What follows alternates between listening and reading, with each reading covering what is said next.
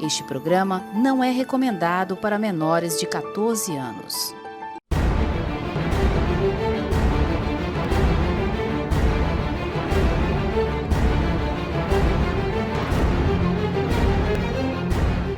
Terça-feira, começo de semana tranquilo. Hoje o Netinho veio nos visitar aqui no estúdio, né, Áurea? Como é que foi o final de semana, Áurea? Tudo bem? Maravilhoso, foi um final de semana de muito trabalho, mas para compensar o Netinho do lado aí fica suave. É, bom demais, né? Eu adoro esse menino. E aí, Rebouço, como é que foi o final de semana? Comeu aquela picanha lá? Só abóbora, por enquanto. Só mandaram abóbora. Só veio abóbora. E, cara, mas foi ótimo, né? A oração na sexta, sábado de manhã, o café da manhã. Eu quero até mandar um abraço aqui ao pastor Paixão, que é o presidente da UMES, a Ordem dos Ministros do Evangelho do Estado do Ceará. E domingo culto, foi tudo maravilhoso, glórias a Deus. E hoje nós temos a honra aqui de receber uma personalidade, eu diria, do mundo jurídico e do mundo policial, né? Nós estamos recebendo aqui o doutor Loredano Pontes, casado, delegado da Polícia Federal em Fortaleza, Piauí, diretor de secretaria do TJ Ceará, conciliador dos juízes especiais do TJ Ceará, escrivão eleitoral do TRE, isso é importante saber, TRE é um negócio que está nos chamando muita atenção essa semana. Enfim, o currículo do doutor aqui é muito vasto, especialista em segurança pública, é uma personalidade jurídica que vai nos falar um pouco de segurança dentro do próprio judiciário, né? O que está acontecendo, enfim.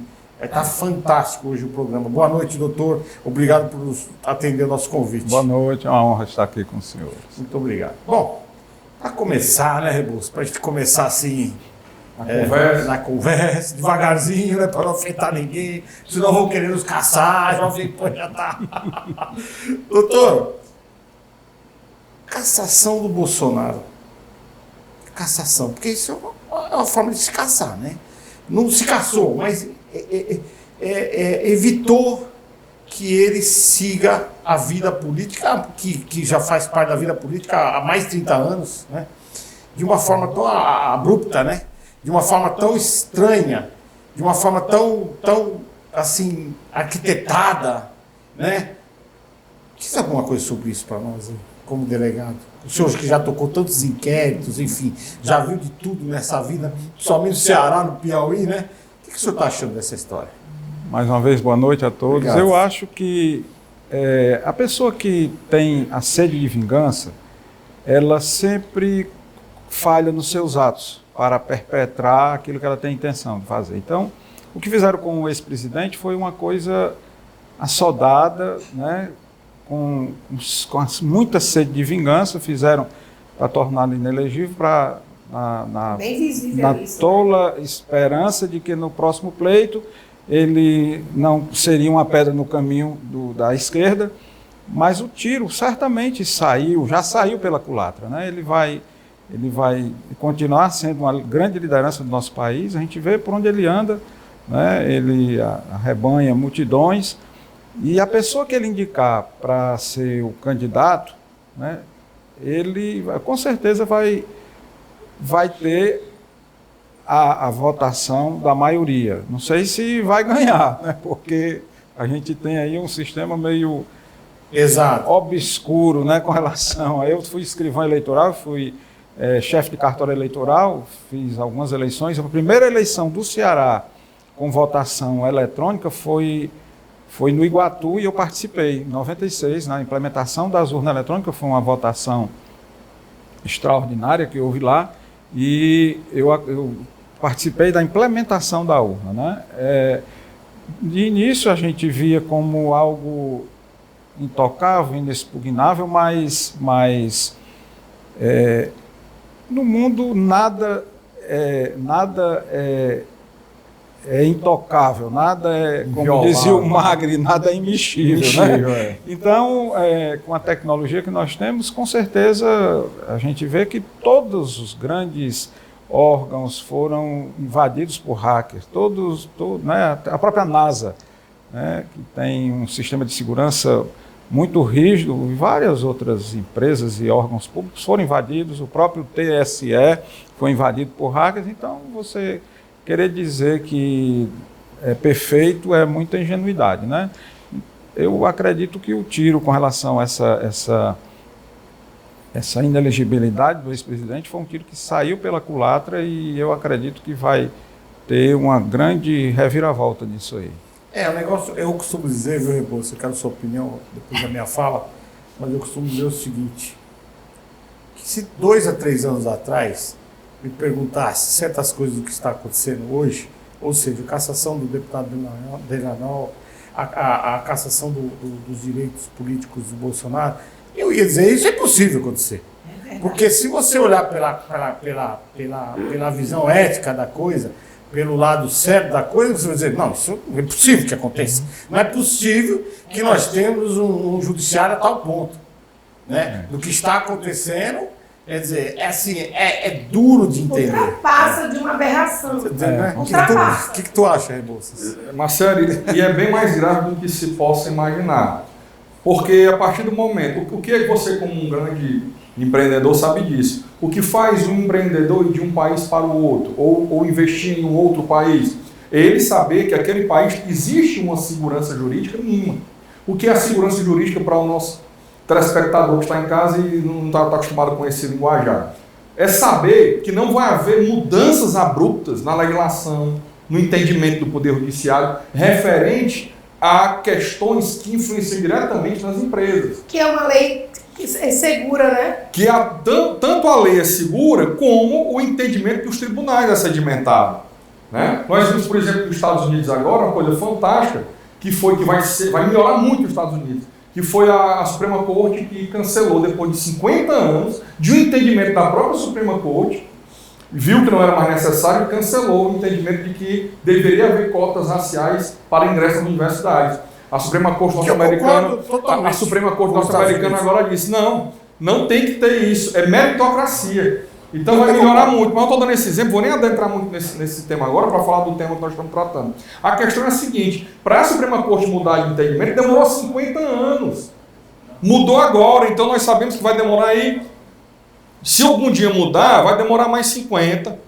Então no Brasil não. No Brasil nós tivemos em 4 anos, 5 anos, o entendimento de que prisão deveria ser com julgamento de um criminoso em segunda instância apenas, enquanto a Constituição diz que tem que esperar o trânsito em julgado, aí prende o Lula.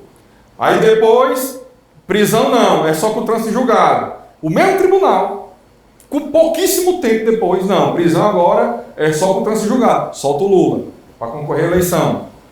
E agora está aí, ninguém fala mais nem isso. Se prisão é em primeira instância, se é em segunda instância, se é em trânsito julgado. Então nós temos uma questão de insegurança jurídica.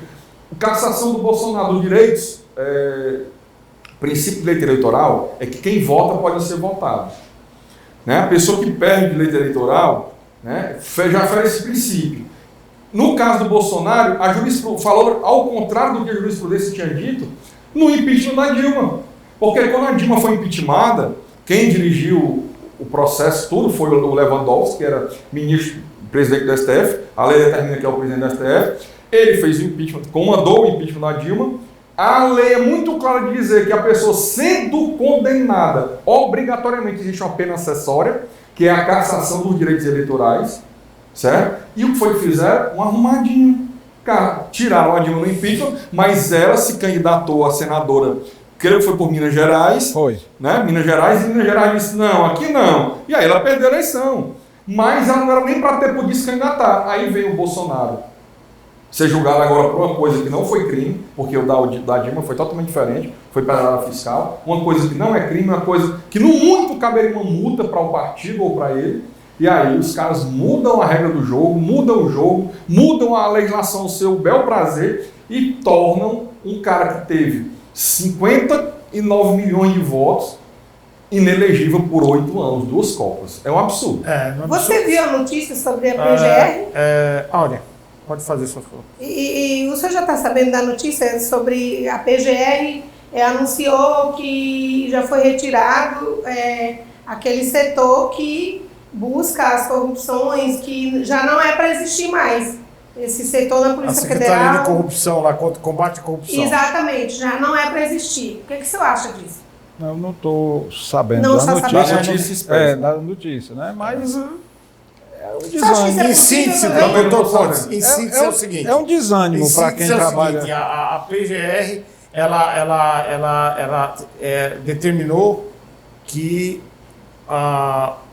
o setor que cuida da corrupção na Polícia Federal em Brasília se extingue. Não, ela deve ter.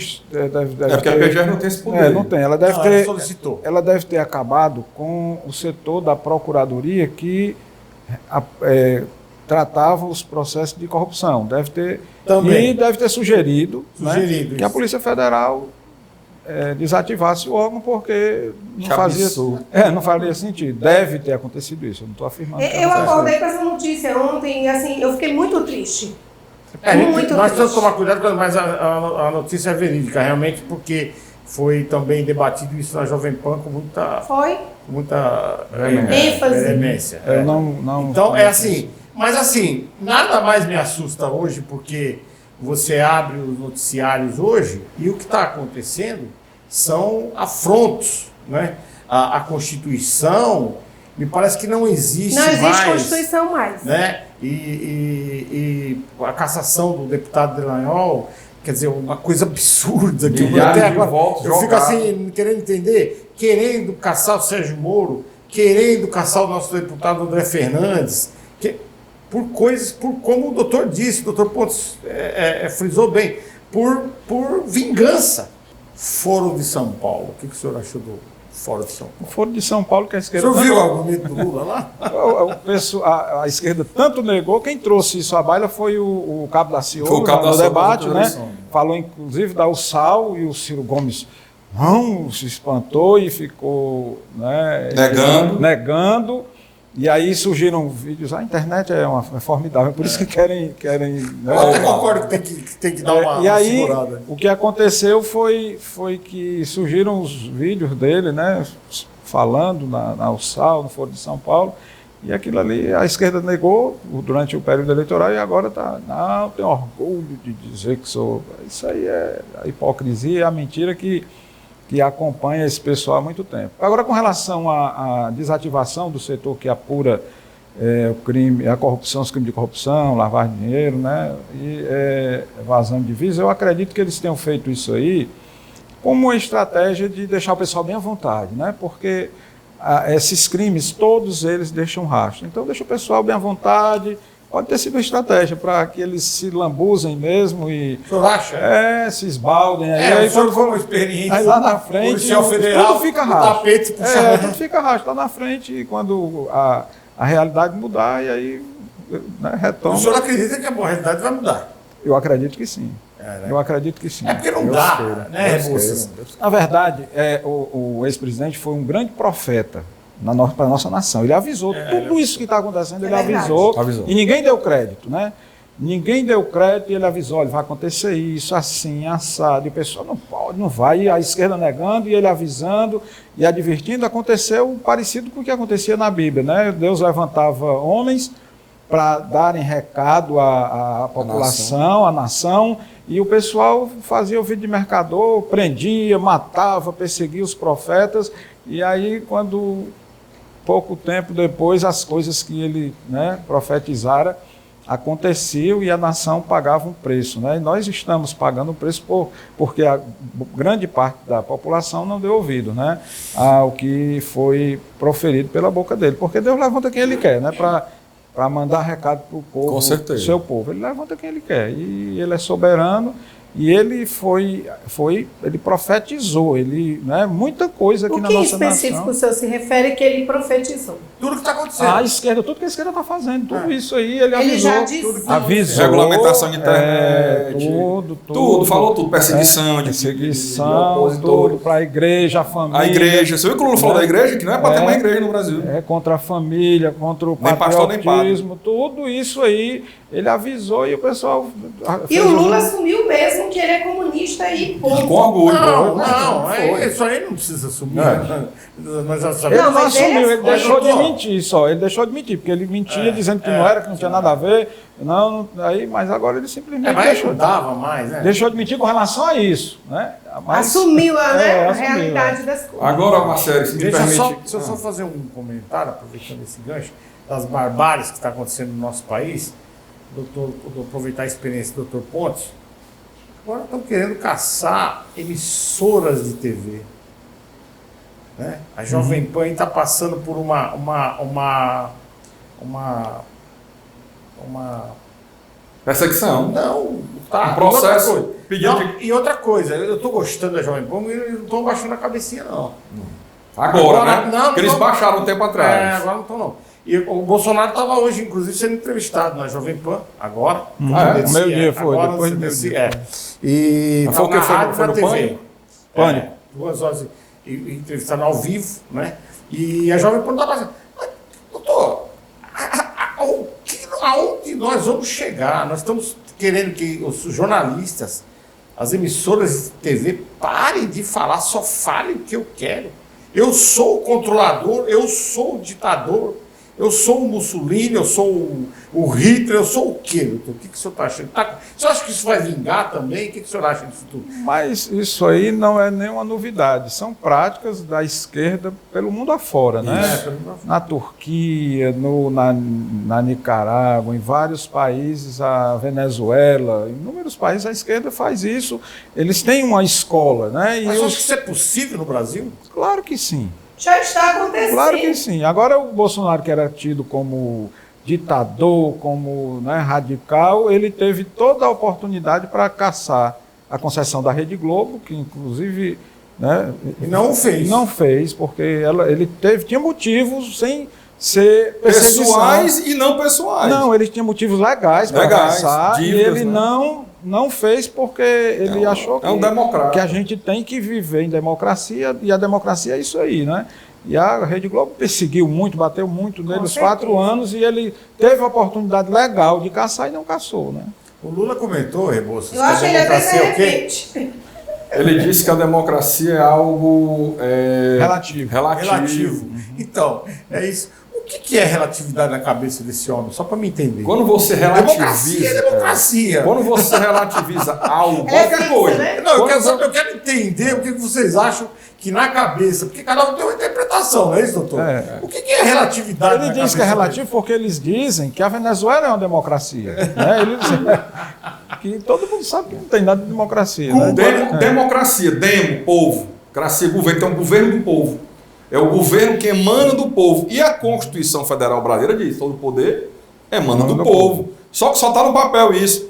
Por que só está no papel? Porque a partir do momento que eu tenho um deputado federal eleito com milhares, centenas de milhares de votos, como aquele Deltan Dallagnol, o Marcelo me conhece aqui de outros programas de TV de debate, na época que a Dilma era presidente e tudo. Sabe, nós achávamos que nada disso ia acontecer. Mas você sabe da minha opinião sobre Dallagnol e sobre Moro. Que na época eu falava e o povo batia em mim. Porque eu dizia que eles eram, em certa forma, agiam ilegalmente quanto ao processo penal. Né? Eu, como advogado, dizia e não respeitava as prerrogativas dos advogados. Então, não monte de simpatias pelo Dallagnol nem pelo Moro. Mas o que fizeram agora com o Dallagnol é um absurdo. É verdade. 300 e centenas de milhares de votos. Isso é democracia. O cara foi eleito pelo povo.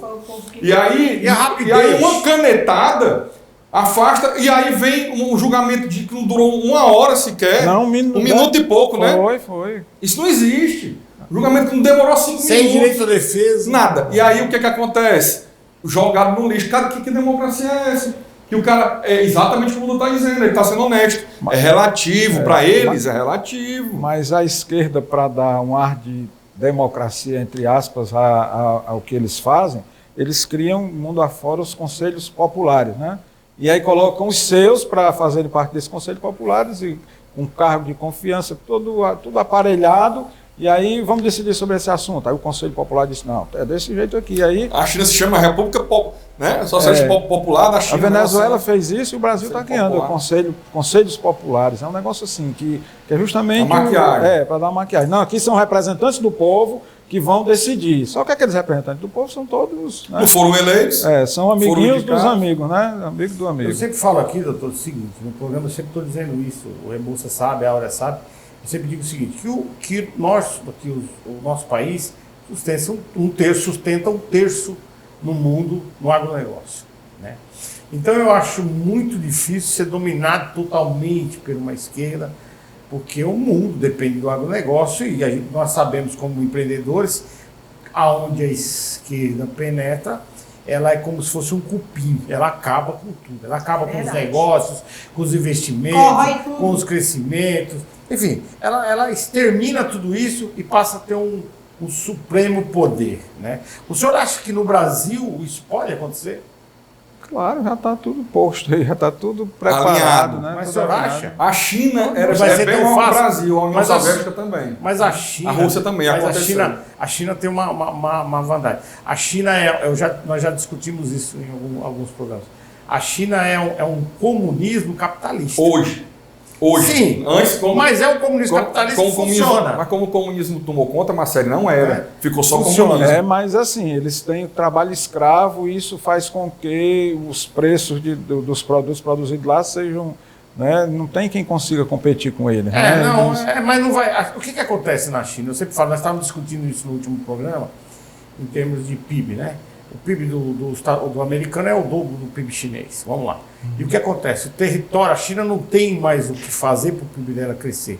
Porque quando você faz uma estrada, não vai querer recapar de novo. Não tem como recapar de novo. Tá feito. Então ela não tem território para crescimento. Se ela assim o tivesse, eu acredito que o PIB dela ia ter uma nova explosão.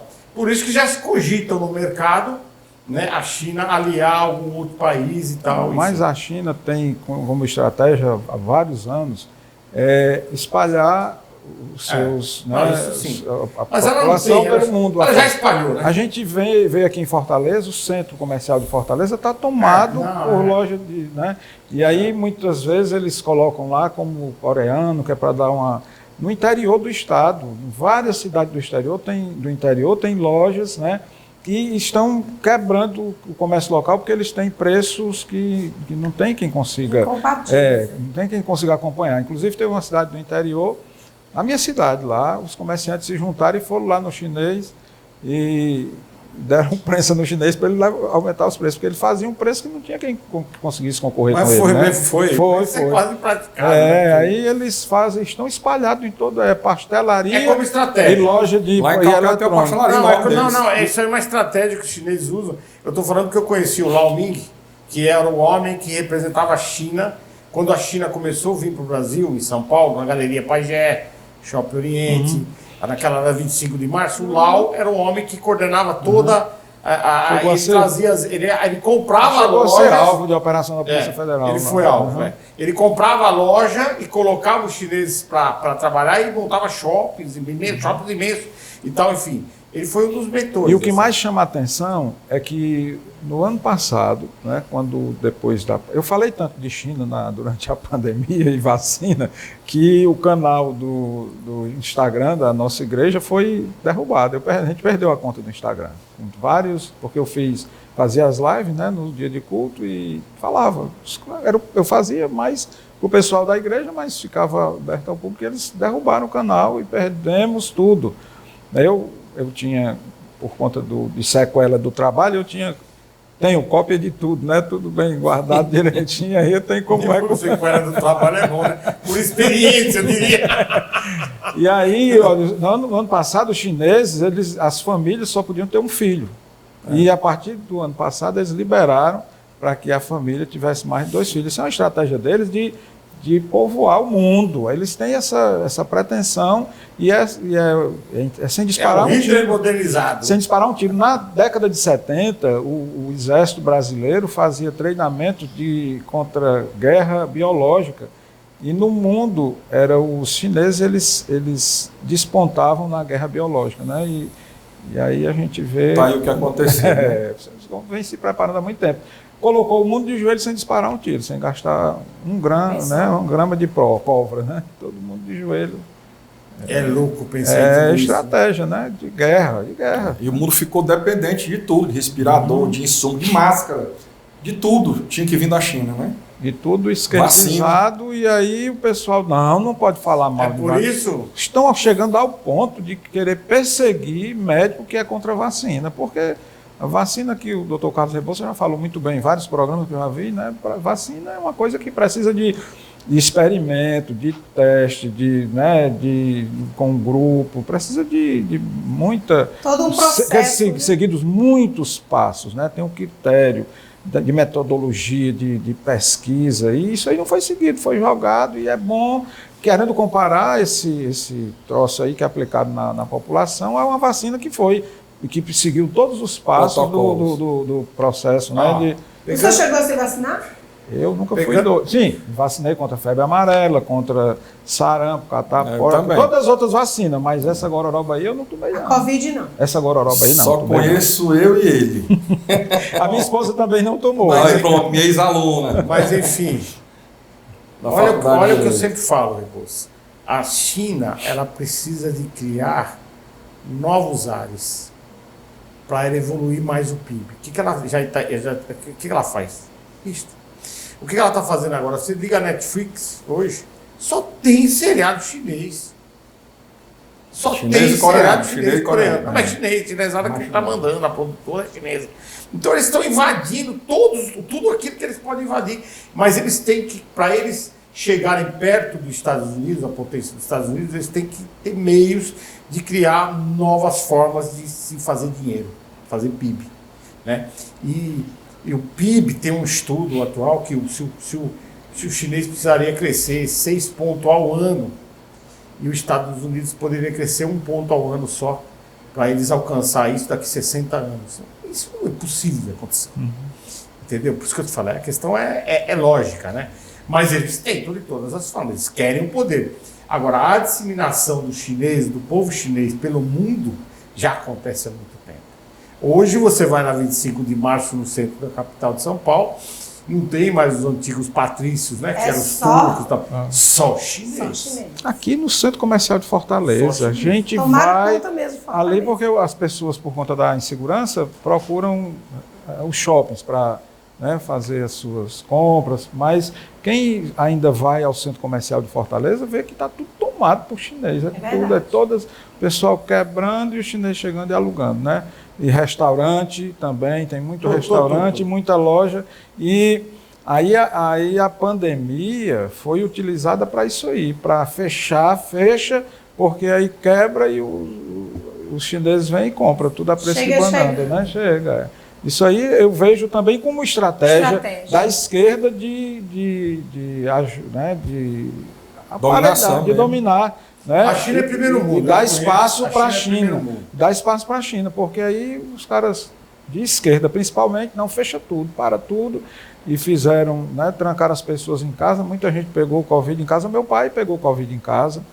Né? Eu peguei Covid em casa, todo mundo pegou Covid em casa trancado. Bom, nós vamos agora para o segundo bloco e nós voltamos já. Nós vamos saber aí do Dr. Pontes esse bafafá que deu aí nos presídios aí, sobre o que está acontecendo, deve saber alguma coisa e pode nos informar. Fiquem ligados, voltamos já.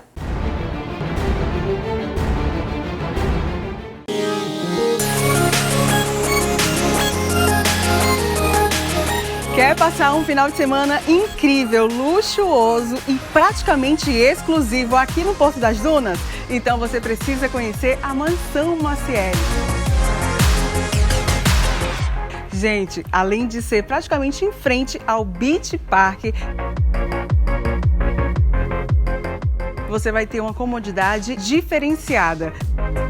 Porque aqui nessa linda e grande mansão são apenas 6 suítes. Gostou da Mansão Maciel? Eu adoro, eu vivo por aqui.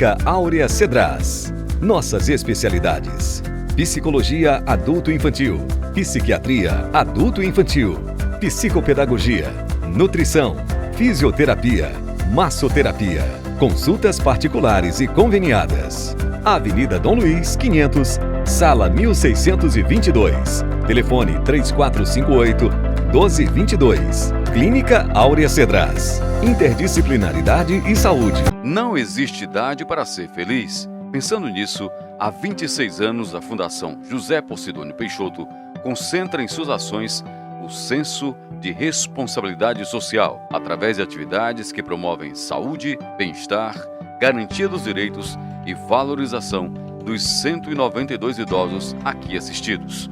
Venha você também fazer parte desta história. Fundação José Posidônio Peixoto, unindo forças para um futuro melhor. Então, voltando aqui no segundo bloco, o doutor fez uma correção aqui nos bastidores. É Loredano Pontes, porque existe um outro delegado Pontes.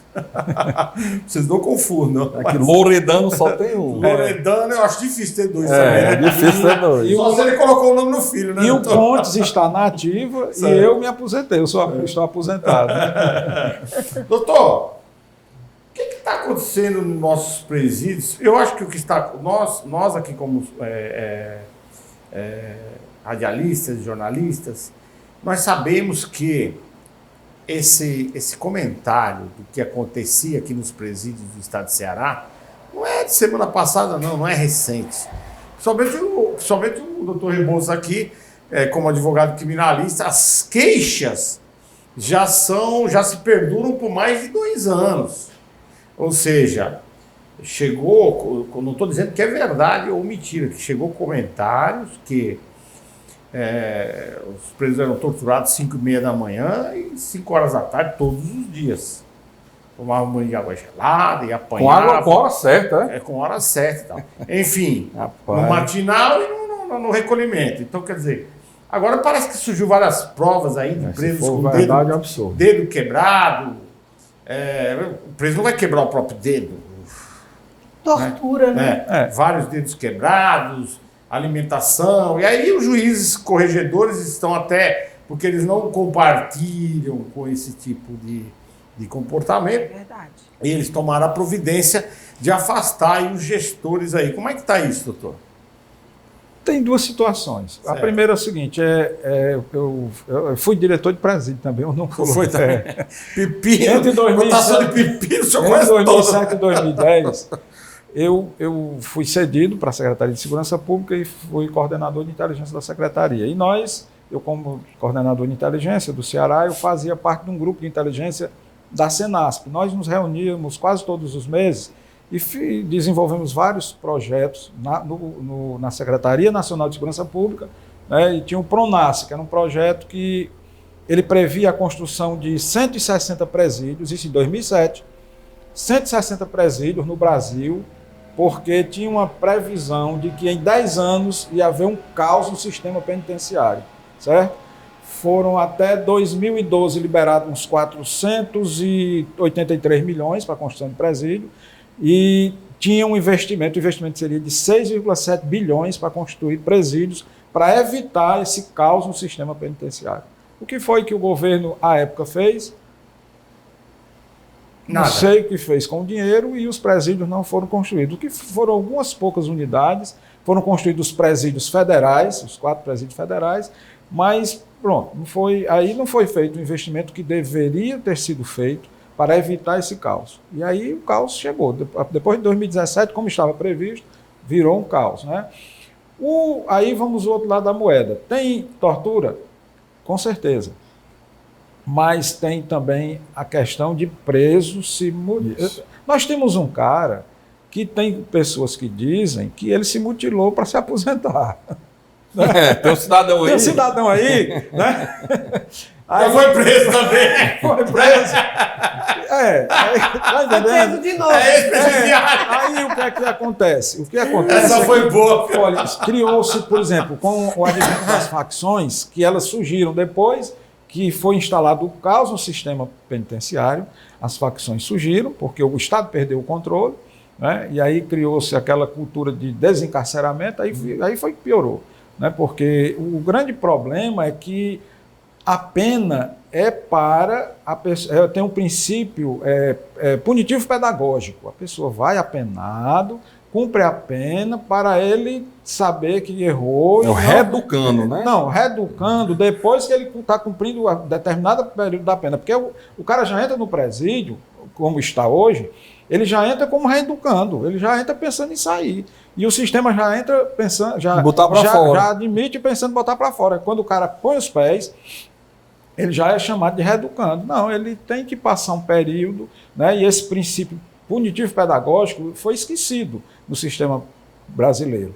Então, o cara entra lá e aí está esse caos, e com o advento das facções, que foi depois do caos no sistema penitenciário, criou-se virou costume, ele é de conhecimento de todos os faccionados, que você chega e pega a mãe do preso e manda ir no Ministério Público. Nós temos inúmeros casos, em várias comarcas do Ceará, que vai no Ministério Público e diz assim, olha, o raio pegou meu filho e maltratou, e judiou, e torturou, e o cara vai e se lesiona ali, né, e bota os outros para lesionar, e aí pronto. Aí vamos chamar o cara quando chega, tá lá o coitadinho, com as ronchas, não, às vezes com as besteirinhas aí não, aí tudo é motivo de, não, aí vamos, espécie de guia, e a polícia acuada sem poder trabalhar. E isso virou moda entre os familiares desses faccionados. Por que não coloca, vamos lá. E o Ministério Público vai e ouve aquilo ali e não leva em conta. E por que não põe um monitoramento de câmeras? Pronto, acaba o problema. Resolveu. Sem falar dos direitos humanos.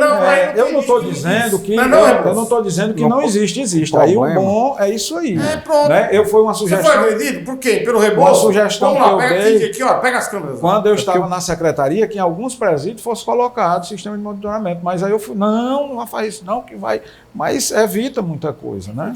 Mas o problema, Marcelo, está até no que o próprio doutor Loredano aqui falou. Se tinha aí 6 milhões... Bilhões? 6 bilhões. 6 bilhões, meu amigo. Foram investidos 483 até 2012 e tinha previsão mais de 6,5 bi. Aí. Mas ou seja, 6 voou. 6 e 3 voou. Se os caras não investirem nem isso, eles vão gastar com câmera? Com sistema de câmera? Não vão, mas eu vou dizer uma coisa para você aqui. Tem alternativa se o governo quiser. O governo de cada estado poderia jogar esse pepino para a questão privada. Não dá certo, não. Privatizaram em Pedrinhos do Maranhão. Dá certo, não. Foi um caos lá. Dá certo, não sei quantas isso é ilusão. Regoladas. Não. É uma ilusão. Eu construo o presídio, entrego o presídio nas condições de segurança que o Estado quer e o Estado faz o gerenciamento. Mas não é privatizar a prisão. Tá?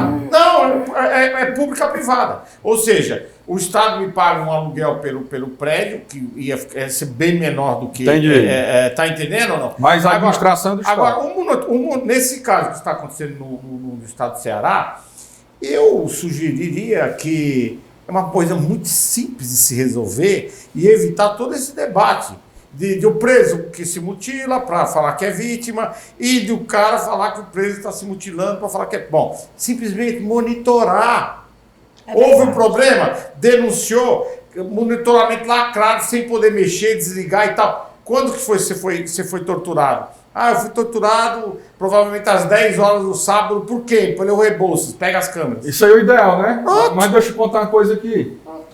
Um casal que estava fazendo um pedido lá no Canadá de refúgio, porque foram aqui no Brasil ameaçados por uma facção. Ameaçados não, né? Foi decretada a morte deles por uma facção, né? O Tribunal do Crime, porque eles reconheceram alguns faccionados e eles foram embora para o Canadá e lá conseguiram refúgio. E me contrataram para fazer o dossiê do processo, para mandar para eles, ser traduzido para o trator juramentário e mandar para eles provarem lá no Canadá por que eles teriam direito a esse refúgio e não poderiam ficar aqui no Brasil. Só para você ter ideia, uma coisa interessante que foi achada no processo, aqui, no Ceará.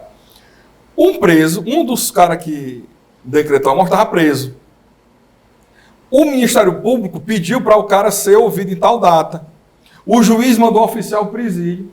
O presídio mandou informar o juiz que o cara não estava lá preso. E o cara estando preso. E o cara estando preso juridicamente e oficialmente preso. Que o cara não estava lá. Simplesmente não estava lá. Foi vasculhado o presídio e o cara não estava no presídio. Só que ninguém sabe até hoje. Ele fugiu. Então, Ele não, constava no ninguém sistema sabe como até preso, hoje. né? No sistema, tá lá o nome dele. Zé da Gia. Então alguém facilitou para ele Não sair e sei, voltar. não sei. Só Não Deus voltou sabe. não. Quem disse que ele voltou? Não, aí é uma Aí foi uma uma resposta fácil. foi uma prova excelente. Meu Deus. Eu não estou dizendo o que aconteceu, eu estou dizendo, eu não estou entrando em suposição, não. Eu estou só relatando o que aconteceu. O promotor chegou a fazer piada dentro dos autos. Com isso, que é um absurdo tão grande que o promotor disse, rapaz, eu vou brincar, porque como é que pode um negócio tem que desse? ironizar, só Ironizou, na verdade, não brincou, ironizou, né? E isso caiu bem pro processo lá no Canadá, porque o Canadá viu o Brasil O negócio é desmantelar. é desmantê-lo. total. E aí conseguiram lá o refúgio, graças a Deus. Não, foi lá. e o monitoramento é tão essencial para uma Porque, sociedade. só Marcelo, só para concluir o que tu falou. Então, o que você está falando como excelente gestor, conhecedor de negócio com uma série, é o ideal.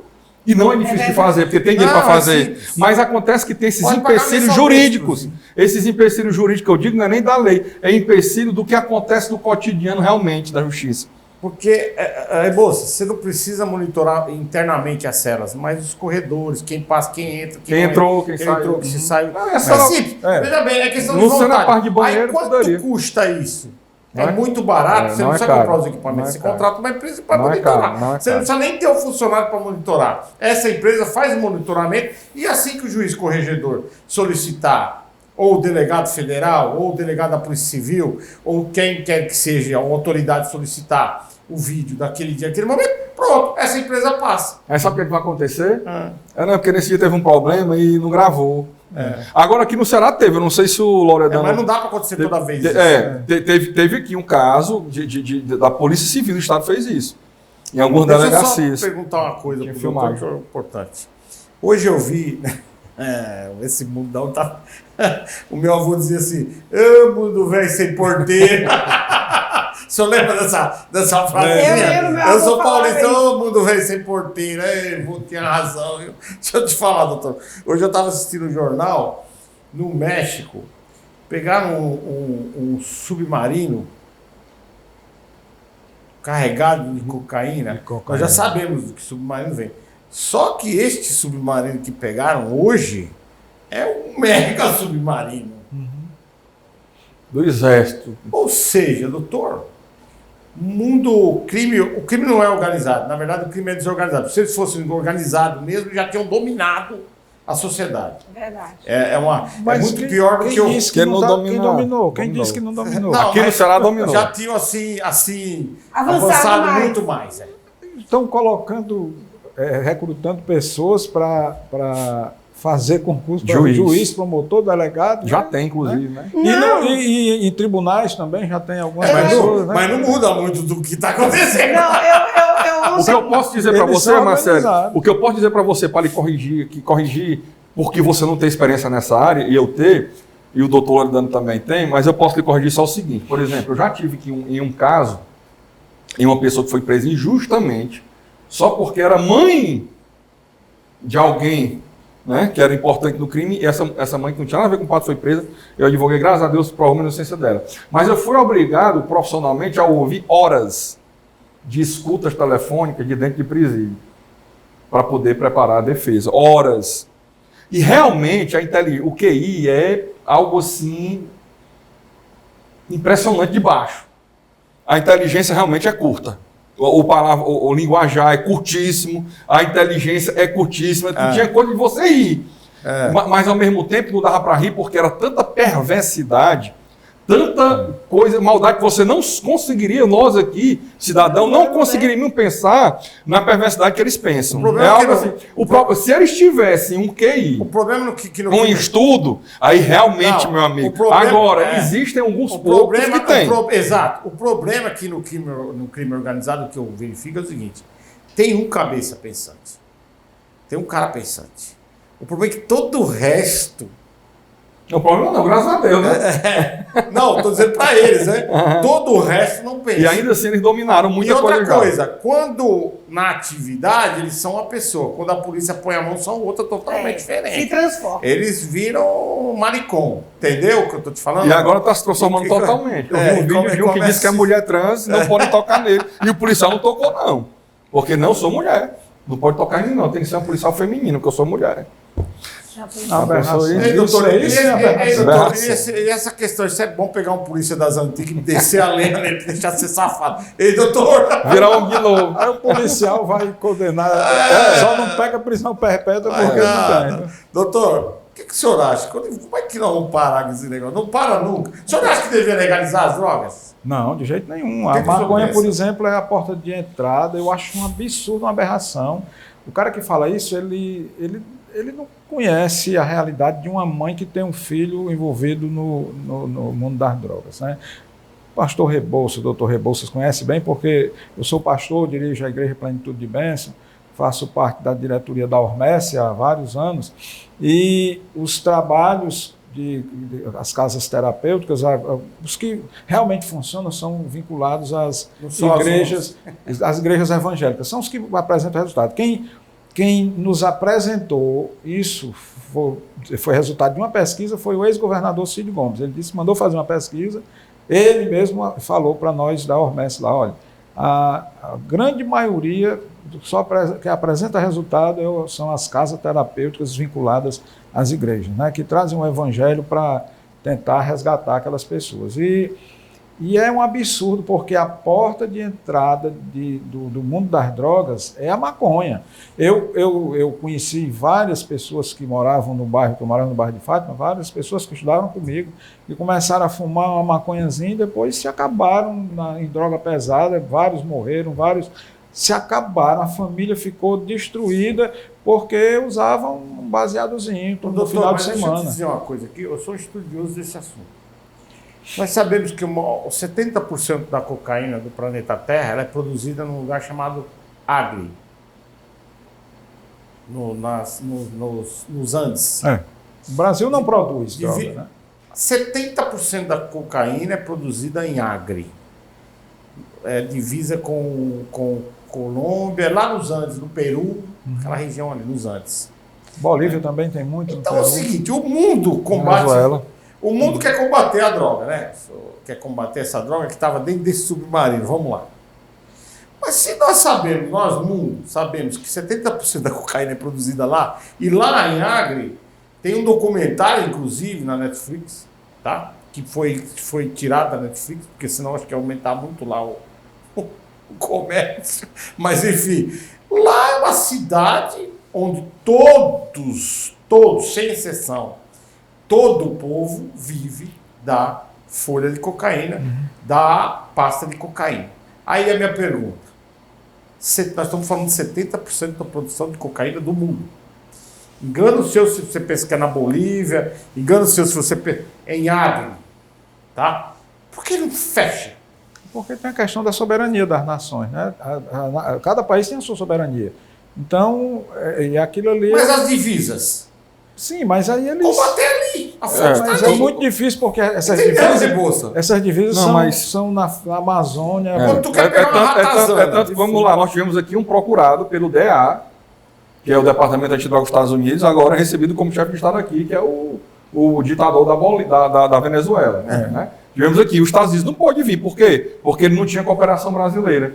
Por que os Estados Unidos conseguiu prender El Chapo, dos maiores traficantes de droga, um monstro, dos maiores traficantes de droga do mundo, o mexicano? Porque o governo mexicano se viu obrigado, nem que aqui não, ele se viu obrigado por várias circunstâncias a cooperar com o governo norte-americano. E só assim os Estados Unidos conseguiram prender o El Chapo, que já tinha sido preso no México 2 vezes e fugido 2 vezes. E agora eu quero ver ele fugir dos Estados Unidos. O resto da vida está preso lá. Porque o El Chapo foi um caso à parte, foi como o Pablo Escobar, que ele lavava os Estados Unidos de cocaína. Pronto, que a Bolívia... Ele não vendia assim... A Colômbia... ele foi o primeiro, o criador, o doutor sabe isso, que muito mais do que a gente, ele foi o cara que criou o túnel, né? O narcotúnel, né? E colocava com muito mais rapidez. Mas eles lavavam. Inclusive, ele trabalhava para o Pablo Escobar. Ele O Chapo, começou a trabalhar para Pablo Escobar. Então, eles lavavam os Estados Unidos de cocaína, né? Aí eu pergunto, mas esta cocaína saía só do México? Não. Essa cocaína vinha proveniente de Na água. verdade, o México não era grande produtor de cocaína, não. Exatamente. O México é grande produtor de maconha. É. Aí, quando mudou para cocaína, vinha do Escobar. E aí já era uma passagem, como o Brasil é a passagem para a Europa de cocaína, porque o Brasil é a menor distância entre a América e a Europa, é o Brasil. Aí prende o Andrezinho do rap e solta. Aí a polícia fica como, doutor? Desmoralizada, desestimulada, olha, fala junto. Humilhada, porque é difícil, é como o doutor falou, o raio hoje vai nas comunidades, aqueles policiais do raio são heróis. O raio é bom. Tá? O raio Os foi caras uma criação. pegam o narcotraficante ali e tal, às vezes não fica nem preso. Eu tenho uma pergunta para fazer ao senhor, posso? Claro.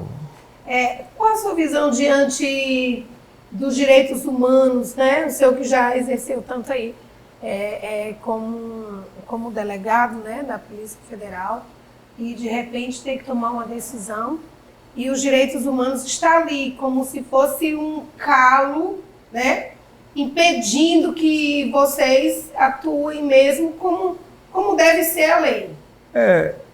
Assim, algumas ONGs voltadas para os direitos humanos, né, elas têm que apresentar, tem muita, assim, eu não queria usar uma palavra pesada, pode usar, né? Pode usar. Desonestidade.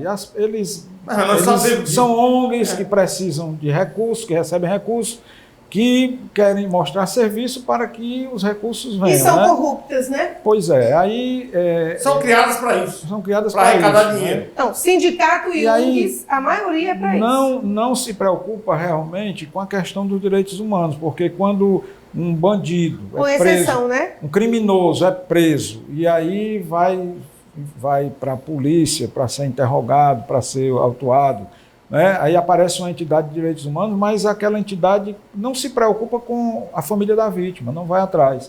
Se preocupa em defender o bandido. Aí vem a pergunta, por que só o bandido? Será que tem alguma facção que está por trás, colocando dinheiro? Será que não existe algo por trás? Porque usa 2 pesos e 2 medidas. Marcelo, eu queria aproveitar aqui, se me permite, aproveitando que o doutor Loredano está aqui conosco hoje, e eu sei que ele é presidente de uma entidade, hoje ele é delegado da Polícia Federal aposentado há pouco tempo, mas aposentou-se, e hoje ele é presidente de uma associação que envolve segurança pública, exército. Eu queria que o doutor, a SEMPS, é isso, doutor Loredano? A SEMPS. Queria que o doutor explicasse para nós o que é. A SEMPS, Associação Evangélica dos Militares e Profissionais de Segurança. Essa associação foi criada em 2005. O primeiro presidente foi o coronel Cataoca, depois o coronel Paulo Simões, e eu estou sendo o 3º presidente. E nós temos um trabalho de incentivar, apoiar, estimular o evangelismo, né? A parte de saúde mental, né, e familiar dentro das instituições militares e de profissionais de segurança. Existe um adoecimento significativo. Muita gente com problema de alcoolismo. Muita pressão. Só sabe quem foi. Polícia sabe a pressão. E o que se observa, eu falo assim na condição de psicóloga, o que se observa mesmo nessa questão desses oficiais, esse pessoal que trabalha todo na segurança, é mais uma questão ambiental e não de uma questão genética, porque não, é o trabalho, é a situação. Interfere diretamente. Interfere diretamente. Com certeza. Doutor, a polícia, só para complementar a pergunta, pegando esse gancho, né? A Polícia Federal, o senhor obviamente tem mais de 30 anos de carreira, se aposentou. A minha pergunta é bem objetiva. A Polícia Federal está acuada nesse governo? Ou ela vai continuar fazendo os trabalhos dela nos bastidores? A sua opinião própria? A Polícia Federal é uma polícia de Estado, né? Sim, claro. E ela está fazendo o seu trabalho, o seu papel. Mas está se sentindo acuada, o senhor acha?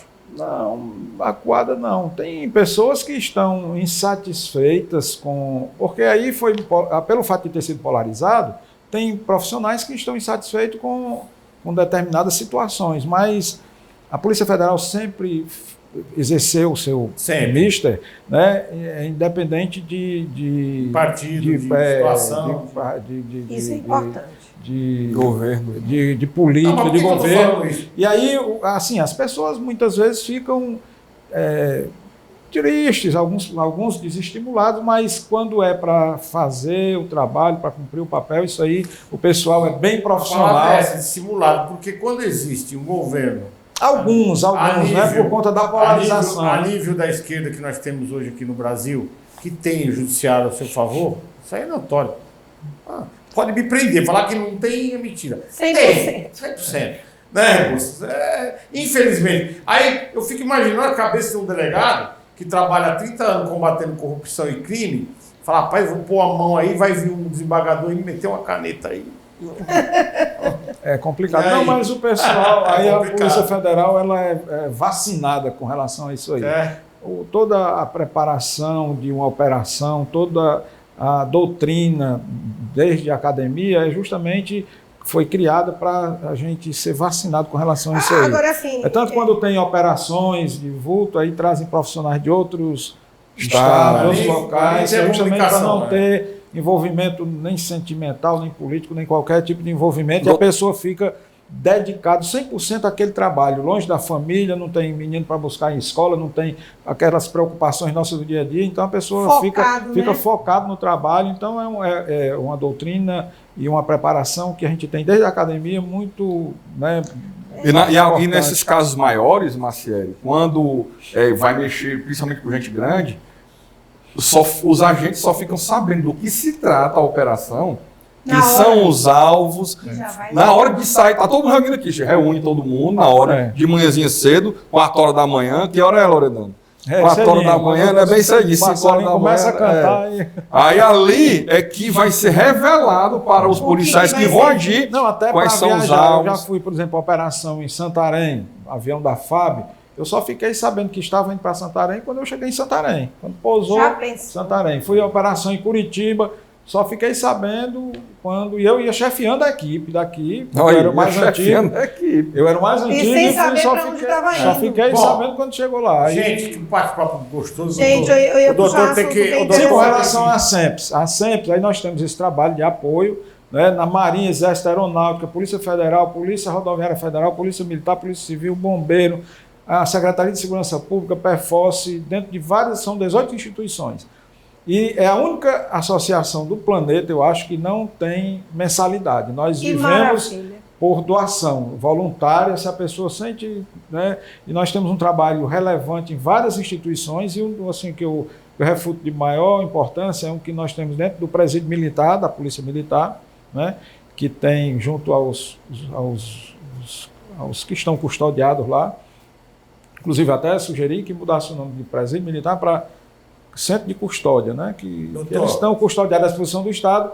E lá na CGP, que é a Coordenadoria Geral de Pessoal da Polícia Militar, que vai ter uma inauguração de uma casa de oração agora no dia 8, sábado, às 18 horas. Eu gostaria de convidar. Infelizmente tem que interromper, porque o sábado agora. 15 segundos, suas considerações finais do nosso público em casa. 15 segundos. Eu gostaria de agradecer e tudo com relação à segurança pública, que é o que eu entendo um pouquinho, né? Estou me especializando agora no manual do fabricante, a Bíblia. Minha especialidade maior está sendo essa. Mas eu, pela minha carreira, eu conheço um pouquinho. Com relação à segurança pública, tem jeito, tem saída, né? Agora, é o que diz a Bíblia. O meu povo padece por falta de conhecimento. Por falta de conhecimento, aí não são tomadas atitudes corretas, não são adotadas providências corretas para que esse problema seja resolvido. Mas com relação à segurança pública, que está um caos, tem saída, tem solução. Agora, infelizmente, as pessoas não têm conhecimento e perecem, o povo perece por isso. Obrigado, doutor, pessoal, vindo aqui. Nós vamos lhe convidar gentilmente para vir mais vezes aqui para bater um papo. Você viu que passou 1 hora de programa. Um papo muito interessante, muito objetivo, muito franco, muito verdadeiro, né? Que é o que nós estamos precisando levar para a nossa sociedade. Verdade, ética, posição ética, não é isso? Eu agradeço a você, a todos os meus colegas aqui. E de terças e sextas-feiras, às 20h30, às 8h30. E domingo, qual é o horário, produção? Domingo? domingo às 18 horas, reprise. Fiquem ligados aqui na nossa TV Metrópole. Até!